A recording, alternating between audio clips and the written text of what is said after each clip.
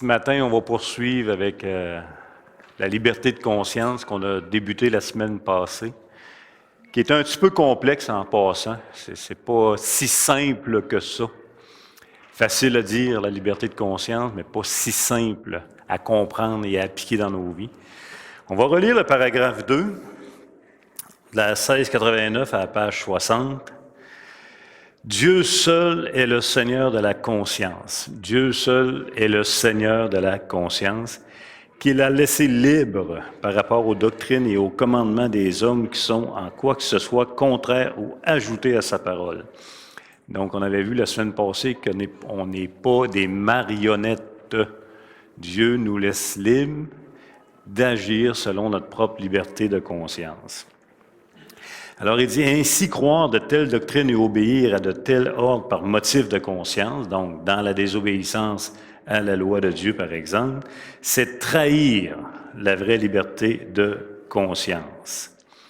Exiger une foi implicite et une obéissance absolue et aveugle, c'est détruire la liberté de conscience ainsi que la raison.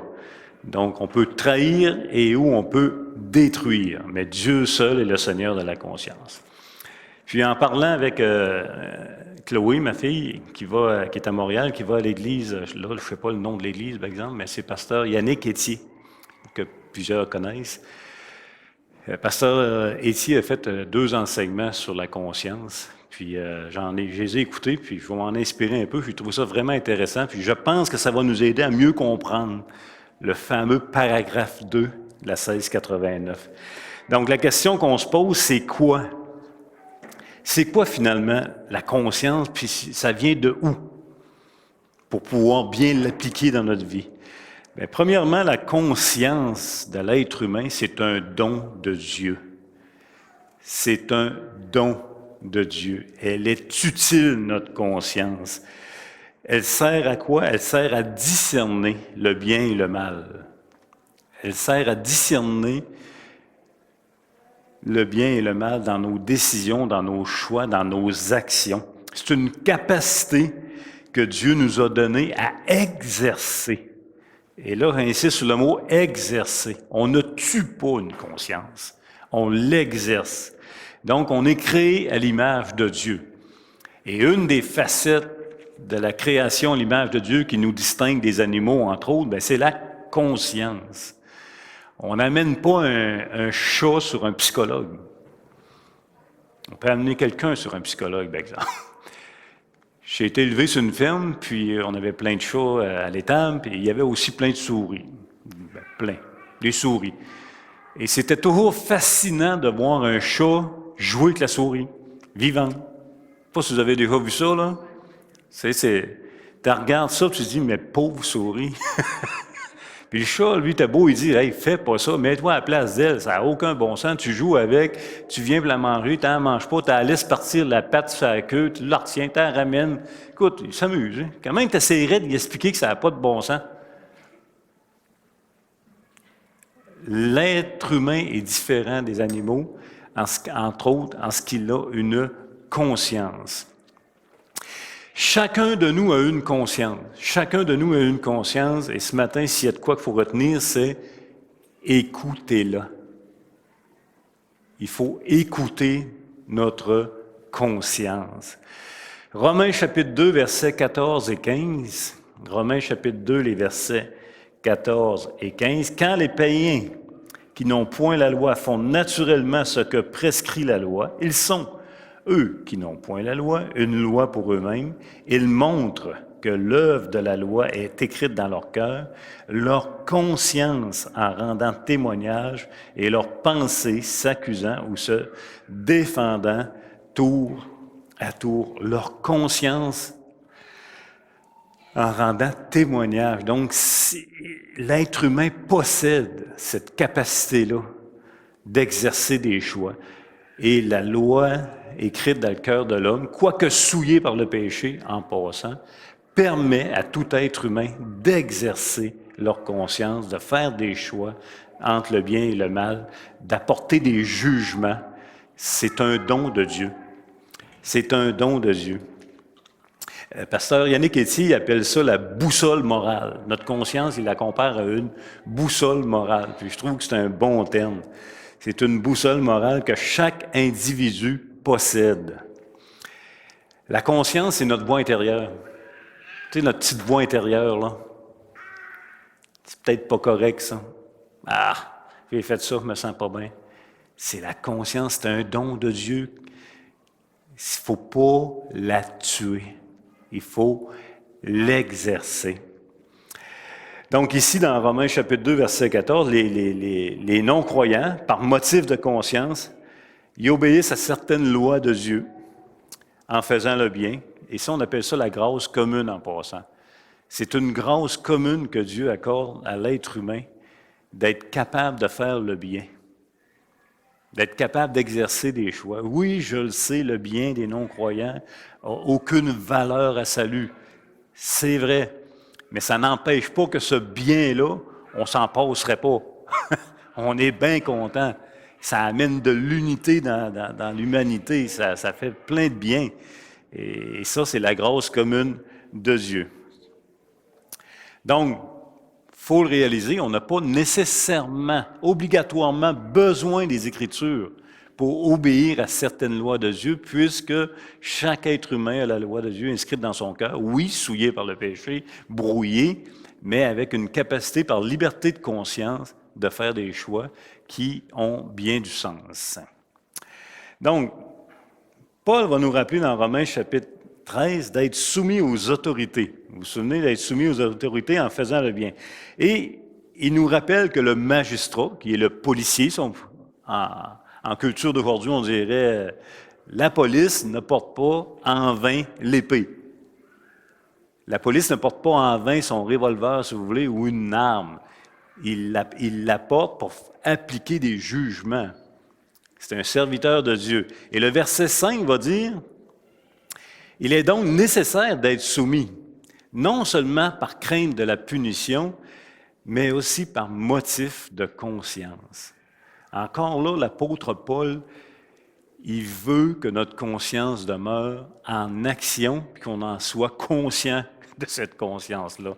Oui, tu peux ne pas agir, oui, tu peux obéir par crainte de punition, puis c'est pas mal. Je veux dire, si tu sais qu'en désobéissant, tu vas avoir une tape, bien, si tu n'as déjà eu une tape, puis tu ne l'as pas aimé, mais peut-être que tu vas obéir par crainte d'avoir une tape. C'est correct. Mais il y a aussi par motif de conscience. Exerce ta capacité à discerner le bien et le mal. Tu en as besoin. Tu en as besoin pour être en unité avec toi-même. Donc, notre conscience est un guide important à écouter. En passant, elle n'est pas parfaite, notre conscience, et tu dois respecter, pareil, cette conscience-là qui n'est pas parfaite. Okay? Si tu ne la respectes pas, ta propre conscience, ben, tu la détruis. C'est là que le 1689 va dire tu la détruis. Et tu te détruis toi-même, puis tu te divises toi-même. Tu n'es pas en accord avec toi-même. Puis ça, les Écritures sont claires, ils ne veulent pas qu'on soit comme ça. Donc, c'est important pour ça. Chacun de nous a sa propre conscience, comme chacun de nous a sa propre personnalité. On n'impose pas une personnalité, on n'impose pas une conscience.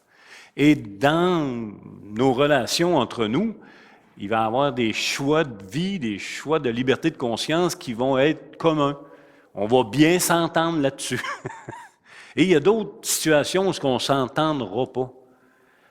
Et ça fait partie de la vie de corps de l'Église. Des fois, on va penser pareil. Des fois, on est d'accord sur certains angles de la vie. Puis d'autres fois, non. Mais c'est important de respecter l'un et l'autre. Certains d'entre nous, ou certains vont avoir une conscience, je l'appelle plus que sécure. Ce qu'on appelle une conscience faible dans les Écritures, mal affermie, si vous voulez. En d'autres mots, eux autres, c'est comme s'ils ne prendront jamais de chance. Tout est péché. Tout est mal. Par exemple, manger de la viande sacrifiée aux idoles qu'on voit dans les Écritures, certains qui sont mal affermis ne veulent pas manger de la viande sacrifiée aux idoles parce que pour eux, c'est un péché. D'autres ont une conscience que je vais appeler téméraire. C'est l'inverse. Il n'y a quasiment rien de mal. C'est pas mieux. Eux, ils pourraient dire, c'est pas si grave, tout est correct quasiment. Dans les deux cas, celui qui a une conscience mal affermie, pour lui, c'est pas biblique. En passant, c'est pas un péché de manger de la viande sacrifiée aux idoles dans les Écritures. Puis, celui qui a une conscience trop élargie, trop téméraire, ben c'est pas mieux parce que il peut se faire tromper par sa conscience. Fait que ça aussi, il y a un danger. Donc, les deux, que ce soit un frère mal affermi ou un frère trop affermi ou bien affermi, ils peuvent avoir des discussions, ils vont s'entendre. Ou ils ne s'entendront pas. Mais tu n'as pas le droit d'imposer ta conscience à un frère ou à une sœur. Tu n'as pas ce droit-là. Tu ne peux pas faire ça. Parce que tu vas tuer, si vous le faites là, si vous imposez à quelqu'un vos choix, votre liberté de conscience, puis vous l'imposez à quelqu'un, vous le détruisez, et vous détruisez sa capacité de jugement et de raisonnement, qui tire son origine de sa voix intérieure, de ses enseignements, etc. Vous ne pouvez pas faire ça. C'est catastrophique faire ça, je vous le dis. Les gens ne fonctionnent plus. Quelqu'un qui est détruit dans sa liberté de conscience, dans son choix, ce n'est pas quelqu'un qui fonctionne bien en société. Et ce n'est pas quelqu'un qui va devenir imputable. Il ne faut pas faire ça. Donc, important, en passant, notre conscience peut nous tromper, c'est-à-dire qu'elle peut être engourdie tranquillement.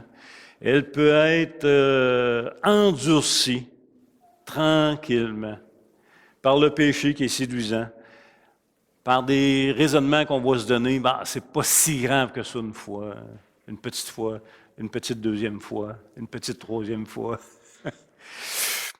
Donc, qu'est-ce qui arrive quand tu endurcis ta propre conscience? C'est que tu ne l'écoutes plus. Je vous ai dit au début, chacun de nous a une conscience, c'est un don de Dieu, écoute-la. Et quand tu l'endurcis, tranquillement, pas vite, tu n'écoutes plus ta petite voix intérieure, qui est une lumière, qui est une grâce de Dieu qui te rappelle, tu n'es pas en règle avec la loi, qui te ramène à la croix.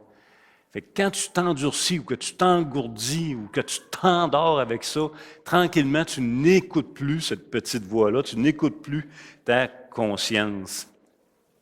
Et quand tu ne l'écoutes plus, tu t'éloignes et tu t'écartes des Écritures.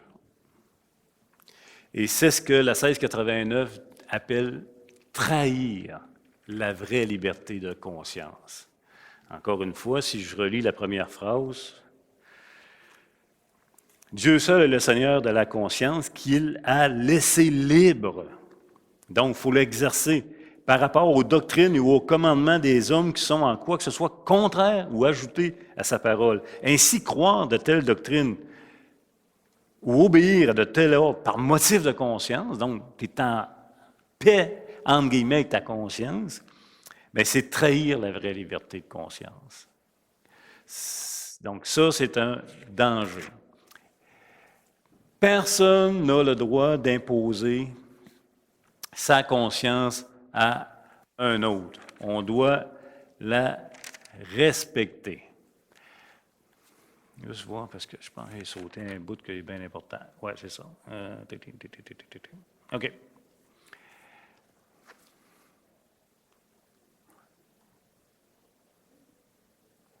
OK, j'avais déjà tourné la page. C'est beau. Il dit, voyons, ça ne marche pas. OK. 1 Corinthiens, chapitre 8, verset 1, puis on va lire aussi le verset 7. 1 Corinthiens, chapitre 8.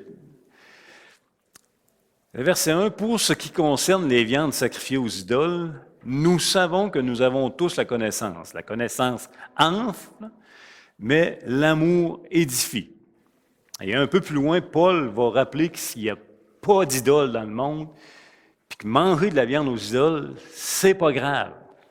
Mais au verset 7, il va dire ça, mais il dit, « Cette connaissance n'est pas chez tous. Quelques-uns, d'après la manière dont ils envisagent encore l'idole, mangent de ces viandes comme étant sacrifiées aux idoles, et leur conscience qui est faible en est souillée. » Paul le sait que ce n'est pas un péché de manger de la viande sacrifiée aux idoles. Néanmoins, ce qu'il veut, c'est de protéger celui qui croit que manger de la viande sacrifiée aux idoles est un péché, c'est de le protéger pour que sa conscience soit en harmonie avec lui-même. Il le sait, Paul. Manque de ce que tu voudras. Mais il veut protéger la conscience de la personne et il va nous amener vers le principe de la pierre d'achoppement. L'amour édifie. Si le frère qui est faible te voit dans un temple en train d'acheter de la viande puis te gaver de viande parce qu'elle n'est pas chère, et ça le pousse à faire la même chose, mais qui n'est pas là dans sa conscience, tu es en train de détruire sa conscience. Parce qu'il est en train de poser un geste qui n'est pas en harmonie avec ce qu'il croit. Il se détruit lui-même. Et c'est pour ça qu'une pierre d'achoppement est tellement importante. Et peut-être que la façon la plus facile de le comprendre, c'est la boisson. Tel frère croit que prendre un verre de vin, c'est un péché. Tel autre frère croit, bien non, c'est pas un péché. Même Paul, il dit à Timothée, prends-en ta digestion. Et là, si toi qui crois que c'est pas un péché, tu dis aux frères qui croient que c'est un péché, viens avec moi, je vais te montrer comment on est libre. On s'en va à SAQ. Pogne-toi un panier, ben ouais, remplis le panier. Tu sais, l'autre qui est là, il va peut-être suivre, là. Tu comprends-tu? Il va t'influencer, mais tu es en train de le détruire. Parce que tu es en train de lui faire poser des gestes qui ne sont pas en harmonie avec sa propre conscience. OK.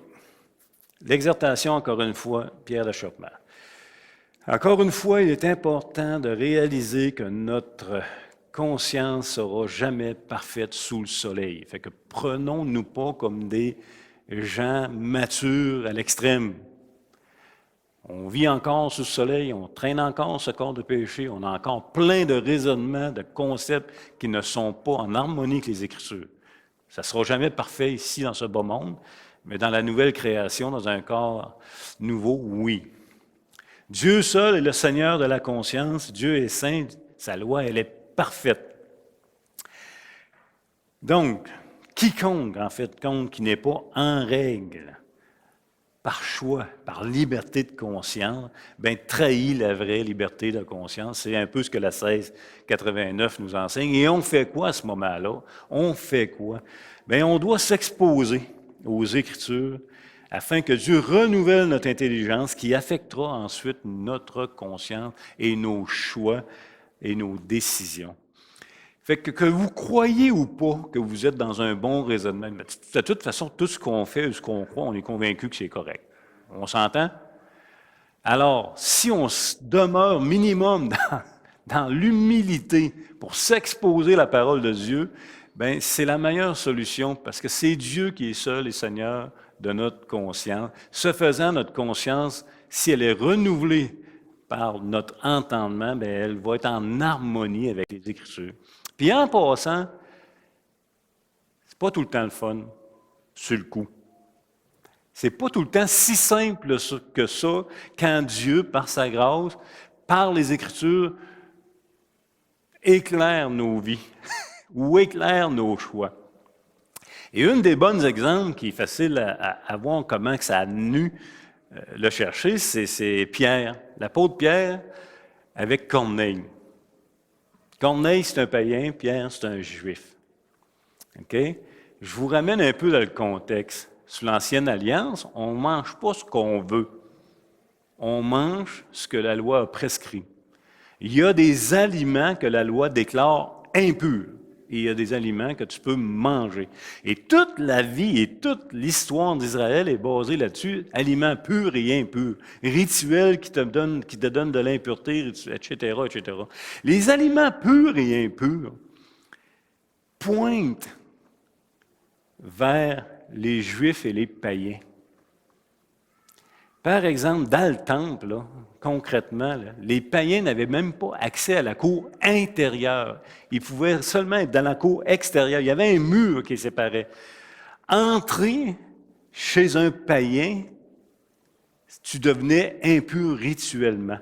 Et ça, c'est la loi. Et ça, c'est ce que Pierre a vécu, c'est sa vie. Et un jour, Pierre, dans une vision, Dieu lui présente une nappe avec plein de nourriture. Et là, il n'y a plus de distinction. Il y a plein d'animaux purs et impurs. Et là, c'est d'une vision. Là. Pierre est en extase. Et Dieu lui dit, tue et mange. Pierre répond quoi? No. Hey, Pierre, tu désobéis à Dieu carrément, là. Tue et mange. 3 fois. Et Pierre dit, non, Seigneur, jamais rien d'impur est rentré dans ma bouche. Pierre, là, quand il dit non, là, il est en parfaite harmonie avec sa conscience en passant. Il dit non sur une liberté de conscience, de valeur qu'il a appris, qui a été enseignée. C'est ça, là. C'est littéralement ça. Non, Seigneur, si je mange tes aliments-là un peu, je me divise moi-même, je me détruis moi-même, je vais poser un geste qui n'est pas en harmonie avec ma conscience. Et ça a pris 3 reprises. Et ça a pris ensuite, quoi? Les gens de Corneille qui sont arrivés et qui lui ont parlé. Et on va lire les versets 28-29. Mais Pierre, en passant, là, après cette vision-là, après cette fête répétée 3 fois, après cette fête enseignée par Dieu, quand les non-juifs sont arrivés chez eux, qu'est-ce qu'il a fait? Il les a accueillis dans sa maison, ils ont couché là. Déjà là, on voit un renouvellement d'intelligence. Et le verset 28-29 du chapitre 10 de Actes, il dit, vous savez, lui dit-il, qu'il est défendu à un juif de se lier avec un étranger ou d'entrer chez lui. Mais Dieu m'a appris. Dieu m'a appris. Dieu seul est le Seigneur de la conscience. Dieu m'a appris à ne regarder aucun homme comme souillé et impur. Comment il lui a appris? Par le concept de la loi de l'Ancien Testament qui déjà pointait vers la nouvelle alliance que juifs et païens, il n'y a aucune distinction, que Dieu peut purifier juifs et païens dans un même corps. Ça a été pointé par des aliments impurs et purs qui pointaient déjà vers ça. Et en passant, ça n'a pas été si simple que ça pour Pierre, parce que dans Galates chapitre 2, ça a été encore compliqué. Mais ce qui est important, c'est que c'est Dieu qui lui a appris. C'est pas quelqu'un qui lui a imposé. Et quand Pierre est allé chez Corneille, qui est rentré chez eux, il était en pleine liberté de conscience. Il était en harmonie avec sa conscience parce que Dieu a renouvelé son entendement qui a venu affecter sa liberté de conscience, qui est devenue en harmonie avec les Écritures. Il n'y a pas de distinction entre juifs et païens dans le corps de Christ. Et le verset 29, il dit, c'est pourquoi je n'ai pas d'objection à venir puisque vous m'avez appelé. Je vous demande donc pour quel motif vous m'avez fait appeler.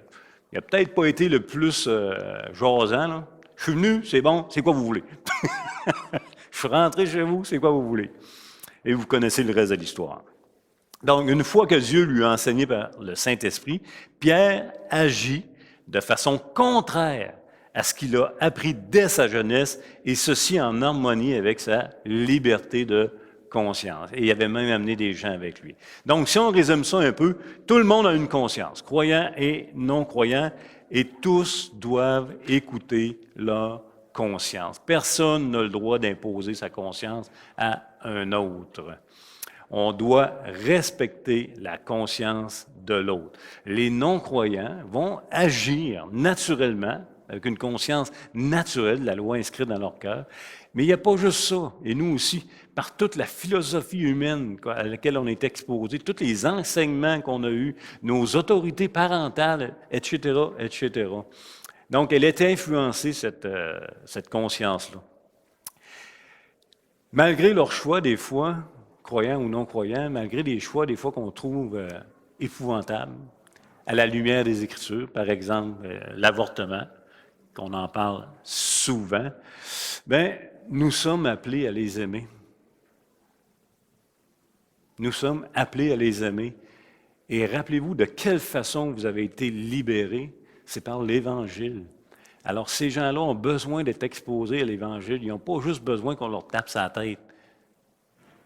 Ils ont besoin d'être exposés à l'Évangile. Ils ont besoin d'être purifiés par l'œuvre de la rédemption.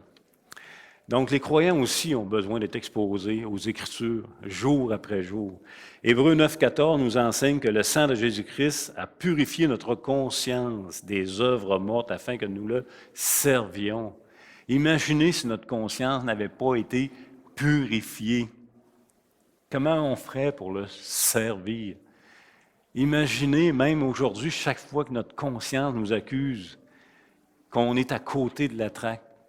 Si ce n'était de l'œuvre de Christ, on se représente dans sa présence, on confesse nos fautes et on continue. Et l'objectif est de le servir non par crainte de punition, mais par amour d'enfant vers un Père. Donc, encore une fois, notre priorité ou notre mandat en tant qu'Église, c'est pas de discuter les opinions à ne plus finir. Je vous le dis, si on se met à discuter des opinions, le message central dans l'Église, ça va être de discuter les opinions. À tort et à raison. Et ça va être une catastrophe. Ça va être une catastrophe. L'objectif de l'Église, c'est de mettre la parole de Dieu au centre. Et par la grâce et avec notre humilité, il y a une tristesse à repentance qui est salutaire quand on est exposé aux Écritures. Donc, s'aimer les uns les autres passe nécessairement par le respect de la conscience de l'autre. Laissons Dieu être le juge et législateur de la vie de chacun. Soyons sensibles les uns les autres en ne méprisant personne qui pense différemment ou en ne jugeant personne qui agit différemment. Et encore une fois, comme je l'ai dit la semaine passée, je ne suis pas en train de parler de ne pas appliquer les jugements que Dieu nous demande d'appliquer envers l'Église. Encore une fois, si je suis en train de battre ma femme et vous en êtes conscient, vous ne dites pas, bien, il le fait par liberté de conscience, on ne bougera pas. Non, non, non, non. On applique, on se met en branle, on se met en harmonie avec les Écritures. Les Écritures nous parlent des choses qu'on doit juger. Psaume 139, 23, 24, dans la version sommaire, « Sonde-moi, ô Dieu, pénètre mon cœur, examine-moi et pénètre les pensées qui me bouleversent. Considère si je suis le chemin du mal et dirige-moi sur la voie prescrite depuis toujours. » Un chant qu'on chante en passant. Donc, si je relis le petit paragraphe 2, la dernière phrase, « Exiger une foi implicite et une obéissance absolue et aveugle, c'est détruire la liberté de conscience ainsi que la raison. » Donc, ça, c'est la dernière phrase. C'est dangereux. Et si le fait, là, encore une fois, il y a une distinction entre la première phrase et la deuxième phrase. La première phrase, c'est que tu exerces ta liberté de conscience et tu agis contraire aux Écritures. C'est trahir la vraie liberté de conscience. Mais ici, on parle d'une destruction. Donc, la 1689 met en garde une obéissance aveugle, imposée, qui n'est pas en accord avec notre conscience. Et souvent, cette obéissance aveugle va venir de où, selon vous? Qui peut nous piéger le plus? C'est ceux qui sont en autorité, habituellement. Ça peut être ceux que vous honorez le plus en passant. Ça peut être nos parents qui nous demandent d'agir à l'inverse de notre conscience. Les parents nous enseignent. On est des enfants, c'est correct, c'est normal. Mais il vient un temps où l'enfant va devenir massue, il va exercer sa propre conscience, ses propres choix. Ça peut venir de nos anciens en passant. Ça peut venir d'un mentor, d'un gouvernement, d'un patron. Un patron qui vous demande de faire juste un petit move qui est illégal, mais qui va l'avantager lui. Tu dis, c'est pas moi qui ai empoché l'argent, mais tu as participé. Est-ce que tu es en paix avec ta conscience? Donc, le plus simple à comprendre, encore une fois, ce serait à l'Église. Il n'y a aucun enseignant qui a le droit d'exiger aux frères et sœurs une foi aveugle à ce qu'ils enseignent. On n'a pas ce droit-là. On n'a pas cette autorité-là. Notre mandat, c'est d'enseigner par la grâce de Dieu ce que nous comprenons le mieux des Écritures et on laisse Dieu agir. On laisse Dieu agir. Oui, il faut enseigner, mais c'est le Seigneur qui rend libre, c'est pas le pasteur. C'est le Seigneur qui libère. Acte 17, 11, ils vérifièrent chaque jour dans les Écritures l'enseignement qu'ils avaient reçu. Personne n'a le droit de forcer la conscience des autres et même pas avec la vérité. Tu peux enseigner la vérité, mais tu n'as pas le droit de forcer la vérité, puis de tuer une conscience. Encore une fois, forcer la conscience, c'est détruire une personne. La liberté de conscience qui nous permet de prendre nos décisions chaque jour pour être en harmonie avec nous-mêmes. C'est une catastrophe lorsque cette liberté est perdue à cause, par exemple, d'un tyran. Romains 14, 22, 23. Cette foi que tu as, garde-la pour toi devant Dieu. Heureux celui qui ne se condamne pas lui-même dans ce qu'il approuve. Heureux celui qui ne se condamne pas lui-même dans ce qu'il approuve. Heureux celui qui est en harmonie avec ses choix, avec sa liberté de conscience. Mais celui qui a des doutes au sujet de ce qu'il mange est condamné parce qu'il n'agit pas par conviction. Tout ce qui n'est pas le produit d'une conviction est un péché. Chaque personne possède la liberté devant Dieu de ne pas être soumis à la conviction des autres. Rappelez-vous ceci, chaque personne possède la liberté devant Dieu de ne pas être soumis à une conviction d'un autre sans qu'on ait été renouvelé, sans qu'on en ait pris conscience. Ça ne veut pas dire que la conviction de l'autre n'est pas bonne, mais si tu n'es pas là dans ta conscience, fais attention. Et si on en est conscient, on va être plus délicat aussi quand on va partager nos points de vue, à la lumière même des Écritures, avec douceur, avec respect. Donc, en conclusion, encore une fois, ce que la 1689 nous enseigne, c'est vraiment précieux. Il faut respecter notre propre conscience, non pas comme le droit de penser ou d'exprimer ce que l'on veut, mais plutôt comme le droit de ne pas se faire imposer quoi que ce soit qui ne vienne pas de Dieu en passant ou qui est en opposition avec notre propre conscience, nos propres convictions. 2, il faut respecter celle des autres. Il faut la respecter, celle des autres. Puis je sais qu'on est dans un contexte de pandémie et c'est facilement exposable le choix de se faire vacciner, de ne pas se faire vacciner. Qui suis-je, moi, par exemple, pour dire que l'autre a mal agi? Ou qui suis-je pour imposer mon choix à l'autre qui prendrait cette décision-là, mais qui n'est pas en harmonie avec sa propre conscience? Tu es en train de tuer sa conscience. Tu es en train de tuer le don de Dieu d'exercer des jugements. Il ne faut pas faire ça. Donc, respecter celle d'eux autres de deux façons, en n'imposant pas nos convictions, notre foi, ou en le culpabilisant, en lui donnant des fardeaux, en utilisant une autorité abusive, peu importe. 2, en méprisant pas le fait ou celui qui, par motif de conscience, a des opinions différentes de moi. C'est ce que Dieu nous demande et dans un seul but, garder l'unité dans le corps. Garder l'unité dans le corps de Christ et garder l'unité avec nous-mêmes. Et si par la grâce de Dieu, on garde l'unité acquise par la rédemption et que l'on demeure dans l'unité, bien, l'enseignement de la parole demeure central et demeure la priorité. Et chacun de nous, on doit s'attendre à Jésus-Christ pour nous affranchir. Encore une fois, restons dans l'humilité que tout ce que je crois ou tous mes choix, même si je les fais par ma propre liberté de conscience, même si je suis en harmonie avec ma conscience, ne prenez pas pour acquis que tout ça est en harmonie avec les Écritures. Alors, encore une fois, lorsque Dieu vient mettre en lumière nos choix, nos raisonnements, bien, ça peut être douloureux sur le coup. Peut-être qu'on va faire comme Pierre. Non, Seigneur, jamais je n'ai mangé des choses impures dans ma vie. Mais finalement, Pierre a dit oui, Seigneur, après que le Seigneur lui a appris. Mais ça a été douloureux pour Pierre. Donc, restons encore dans cette humilité-là. Paul, en passant, je termine avec ça. Paul, en passant, est-ce qu'il enseignait toujours des choses faciles? Non, hein? Mais encore aujourd'hui, on les trouve très difficiles. Et même les autres apôtres se grattaient la tête en voulant dire « Tabarouette, Paul, j'ai de la misère à le suivre. » Mais Paul, quoiqu'il enseignait des choses extrêmement difficiles, n'a jamais voulu les imposer à qui que ce soit.